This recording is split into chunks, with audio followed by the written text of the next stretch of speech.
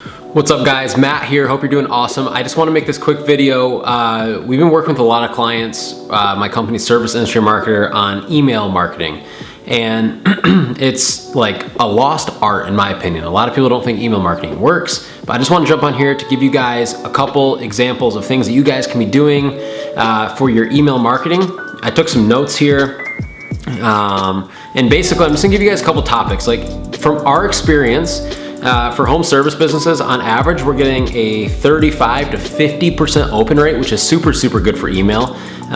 If you like research product businesses and stuff like that, it's a lot lower, 10 to 20%. But email marketing is almost free, right? You're paying the fee for the actual platform that you're doing the email marketing on, or if you're paying a company like us to do it, but it's very inexpensive for the return you get. And you should be doing it a minimum of 4 times a month. So you should be sending your customers 4 emails a month, at least once a week.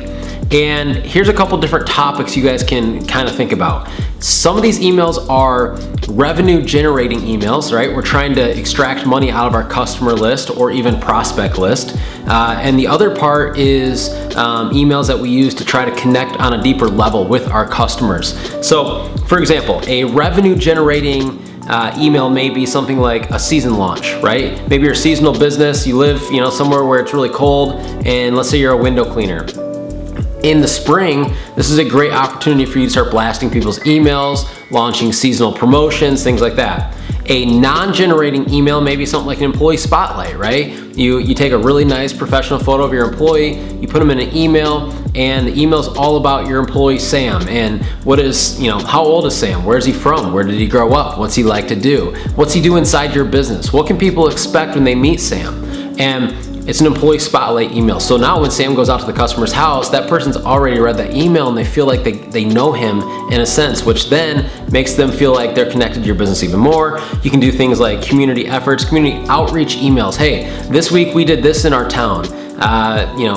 We did this nonprofit activity. We gave back in this way, right? We're connected with the community and we're letting our customers know.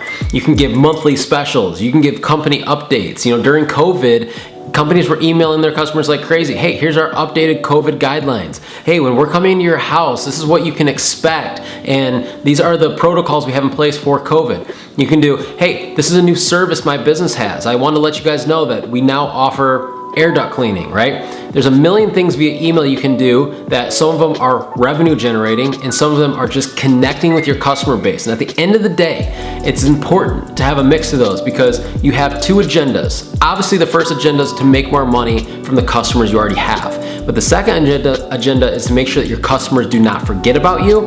And that is super important, guys, because you've already paid to go acquire them.